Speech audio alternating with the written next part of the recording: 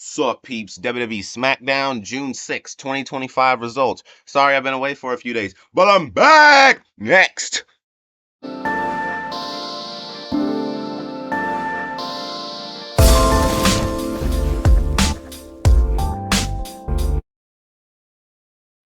Seth Rollins, Braun Breaker, and Bronson Reed all in the ring. They talk a little bit. They say there's no one there to stop them. They say they're going to, basically they're the next big thing. They get interrupted by Solo and his faction. Solo overhears that. He's like, I overheard that you said there's no one here to stop you. He was like, how about us, right? And then they had a little few minutes confrontation. Solo compared them to the bloodline as well. People, like to do that with them. Seth Rollins said that he's intimidated by Jacob, but he's not intimidated by the rest of the group. That right there caused a little tense moment between everyone. And then after that, it was tense for a second. And then after that, everybody just went their separate ways, at least for the moment. Jimmy Uso attacked the bloodline from behind, though, and superkicked JC Matteo.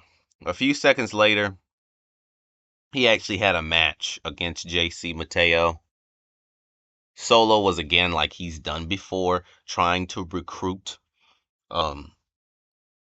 Jimmy Uso back into the group while he's getting beat up. It doesn't make sense.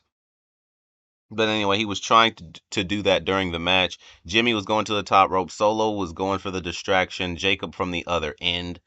Jimmy was getting distracted. And when JC Matteo went for an attack, Jimmy dodged the attack. And JC Matteo accidentally attacked Jacob Fatu instead. Jimmy went for the roll-up. 1, 2, 3. Was able to get the quick win. JC Matteo and Jacob Fatu started arguing a little bit. And that was pretty much like it for that.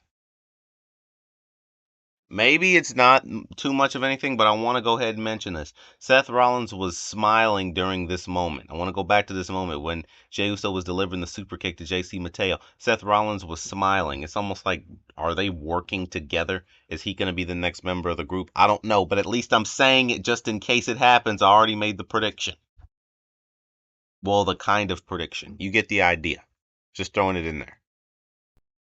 Aleister Black versus LA Knight. The match was very standard, okay? It wasn't like too much to it, like at all. But in the end, well, not even in the end, because it didn't get to the end. LA Knight hit a burning hammer on Aleister Black. Aleister Black rolls out of the ring. Seconds later, Seth Rollins runs in there and hits a curb stomp on LA Knight.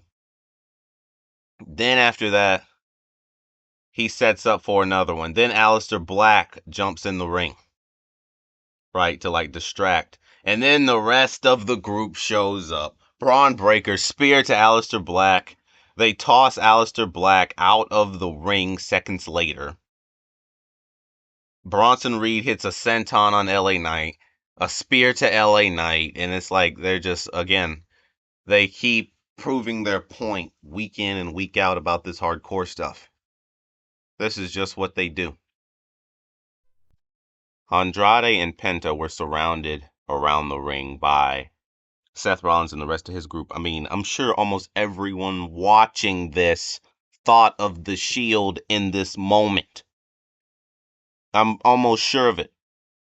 You guys know they were fresh off of their victory dealing with El Grande Americano, which is really Chad Gable. Come on. But they were surrounded by Seth Rollins and his group. And of course, the beatdown started. They held him in place, Andrade in place for a spear, and then a senton to Penta, and then also Seth Rollins delivers a stomp to Penta, and again, showing how they're just on top of the world. But a few minutes later, they were interrupted by Cody and Jey Uso.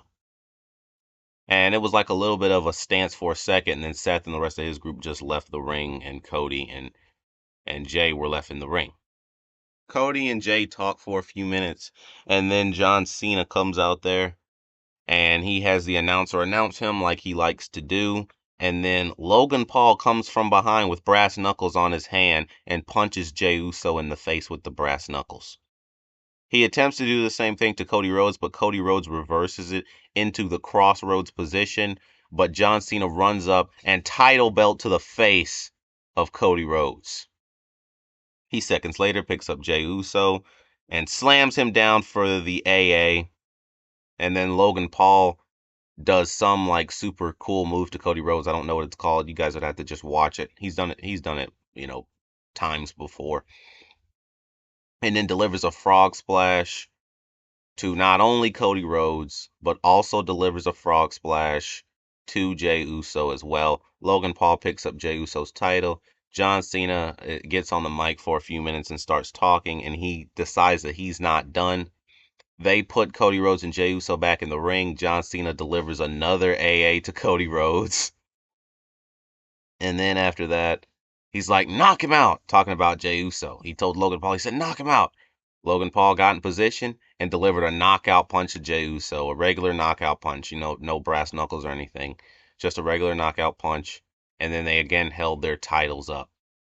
He said Logan Paul is going to take the title to the top and John Cena is going to take the other title home, which ruins wrestling. And that was pretty much that.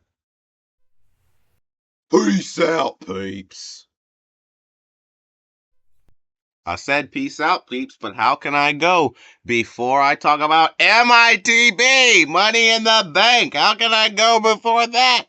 It's within the top 3 or 4 best pay-per-views of the year. I love Money in the Bank. I love WrestleMania. Those are like the 2 best ones. Of course, SummerSlam's cool. Of course, Royal Rumble's cool. But Money in the Bank to me is like cool, man. Like to me, a lot of times it's even cooler than WrestleMania. It's just something about that cash walking around with that. Okay. Let me slow down. I'm getting too excited. Let me calm down a little bit. But anyway, let's get into it. We have John Cena going up against Logan Paul, what we were just talking about. Oh, sorry. I said John Cena going against Logan Paul. I mean, John Cena and Logan Paul teaming up together, going up against Jey Uso and Cody Rhodes. This is what we were just talking about. I don't think anyone's going to win this, but I'm going to save my prediction for the end. You'll see why. Moving on to the women's Money in the Bank match. Okay, Alexa Bliss, Roxanne, Rhea Ripley, Julia, Naomi, and Stephanie all in the same match. And I'm going to say, out of all of them, I mean, who really makes it? I'm going to say it's going to be either Naomi or Alexa Bliss. It's going to be one of the two, I think, that wins the Money in the Bank match. That's what I really think. It's going to be one of those two. Okay. Moving on now to the regular Money in the Bank match, the men's Money in the Bank match. We've got Seth Rollins. We've got LA Knight, we've got Solo Sikoa, we've got Penta, we've got Andrade, and we've got El Grande Americano, aka Chad Gable. Out of this, I think that Seth Rollins is going to pull it off. I really think so. I mean, Solo could, but I think it's going to be Seth Rollins. It's going to be between the two. But I'm going to say, in this case, Seth Rollins.